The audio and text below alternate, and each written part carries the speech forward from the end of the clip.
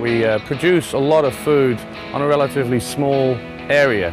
As to conventional farming, they use up large areas of soil, they use lots and lots of fertilizers, and I think with the world population growing, if you can make it more compact and produce more per square meter as we look at it, then I think it can really contribute to feeding the world population for the years to come.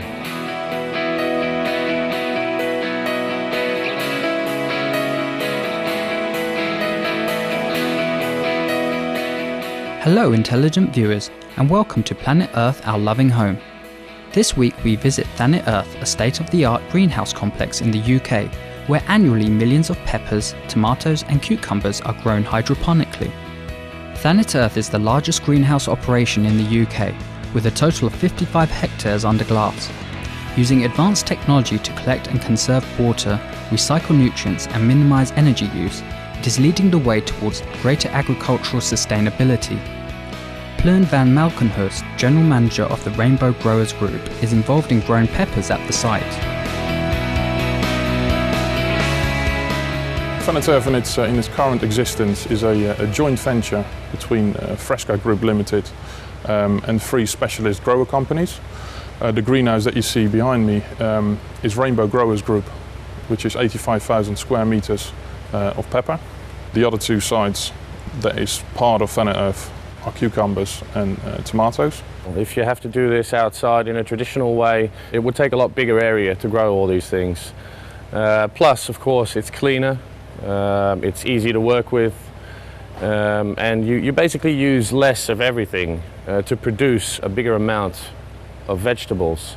The work is lightweight. It's all about intensifying production, which is a prime example of our operation here. We use hydroponics, which enables us to intensify production per square meters. We use less natural resources. We recycle as much elements as possible.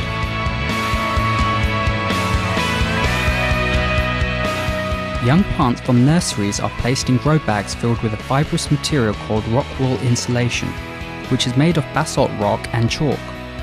The roots of the crops are then intermittently fed a water solution.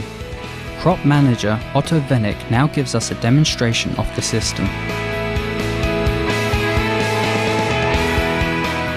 As you can see here, there's a little tube with this little plastic stick on it. Once we start watering, the water will come into this little plastic spike and we bring it directly to the plant, which is this little cube here. That contains the plant's roots. This mat here you see is just a rock wool mat where the plants are standing on. Now if we open this up, you can see a few roots here growing. So the water ends up going into this rock wool. The roots grow straight into this mat of rock wool, absorbs all the water, and all the water that we don't need ends up in this little gutter here, as you can see, and that drips right back into a basin. So we catch this water and we reuse it. Conventional farming, they bring water to the plant, but they bring water to a lot of other areas as well that don't have any plants on them. We, as you can tell, just bring the water to where the plant is. Everything the plant needs, it absorbs, and all the rest of the water we catch and we use again. There's definitely a big difference. The majority of the water needed for cultivation is collected by an on-site rainwater catchment system. We use all the runoff water that we get from the rain.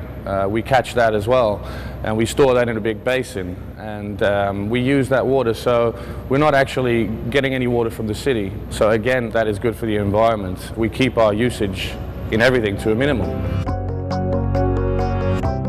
Planet Earth has a unique system for collecting water that condenses inside the greenhouse. We collect rainwater on the outside of the glass, as well as condensation water on the inside of the glass. We therefore use a double gutter, a gutter inside that transports the water into the pond outside, as well as the water on the main roof. This method of agriculture lengthens the growing season, enabling the cultivators to produce much more food annually when compared to conventional means. Over 2 million tomatoes are harvested at Thanet Earth each week, 52 weeks a year. Approximately 700,000 peppers and 500,000 cucumbers are picked each week from February through November. Using computer-controlled systems, the plants are provided with ideal amounts of heat, light, water and nutrients. The pepper plants, which are planted in mid-December each year, are already thriving. So this plant at the moment here has been put in the greenhouse on the 15th of December. Right now it's about 60 to 70 centimeters tall. Over here you can see the first fruit set, as we call it. This is actually going to be the first pepper we're going to be harvesting from this plant. The flower is actually bending down a bit. This will form a nice little flower, then it'll shed its petals and become a pepper. So these plants are going to just keep on growing until they get about 3 meters tall, 3.5 meters even. And throughout the year they're just going to be producing peppers for us. Plants actually need a pretty constant temperature throughout the day, and a little bit cooler at night, a little bit warmer during the day. And therefore we use these pipes running throughout the whole greenhouse. And if it needs to be a little warmer in the greenhouse, the computer will automatically warm up the water that flows through them a little bit, and therefore maintain a constant temperature throughout the day.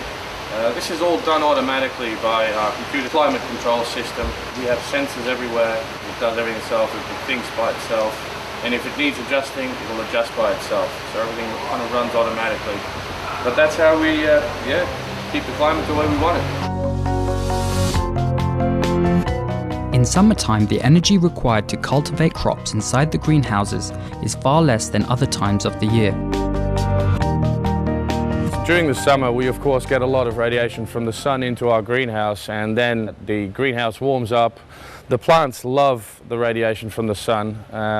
So yeah, we use substantially less energy as well during summer, which is great for us because it's cheaper, but it's also better for the environment again, obviously. How does pollination work within the greenhouses?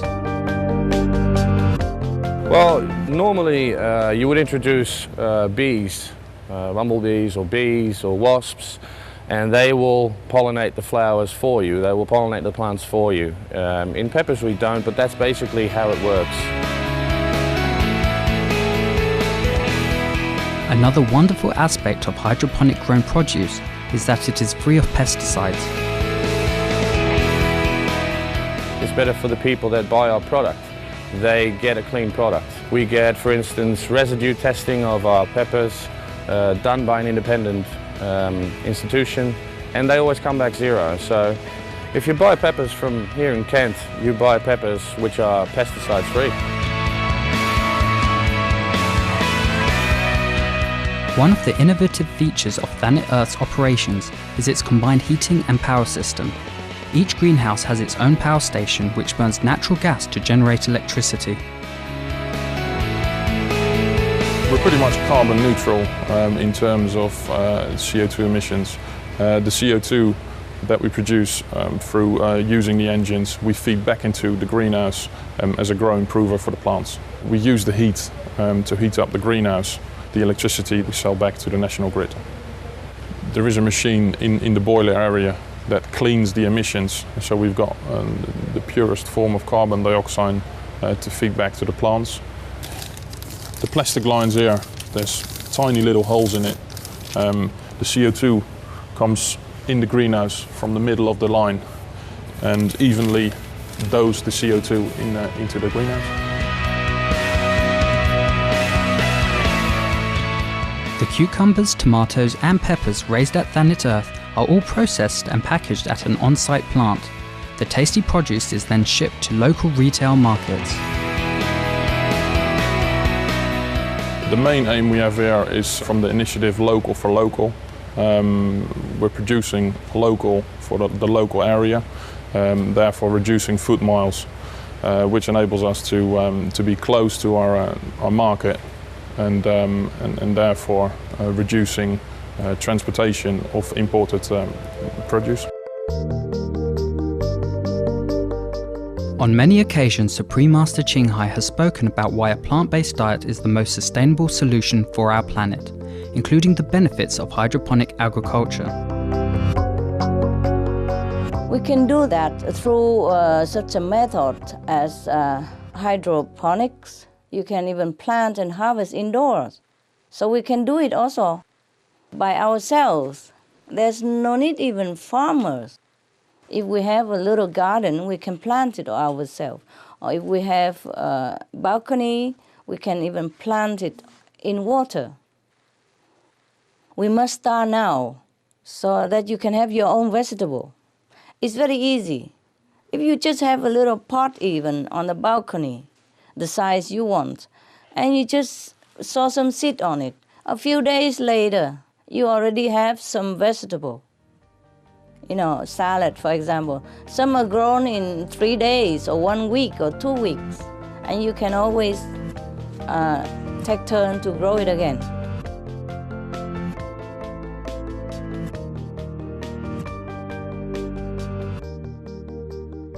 Our thanks Otto Vennick and Plun van Malkenhorst for providing us with an informative introduction to Thanet Earth's hydroponic operations. Thanet Earth's cultivation methods are truly the wave of the future. For more details on Thanet Earth, please visit www.thanetearth.com. More information on the Rainbow Growers Group may be found at www.rainbow-growers.nl. Thank you, esteemed viewers, for joining us today on Planet Earth, Our Loving Home. Next on Supreme Master Television is enlightening entertainment after noteworthy news. May all beings enjoy an abundance of organic plant-based food in a vibrant vegan world.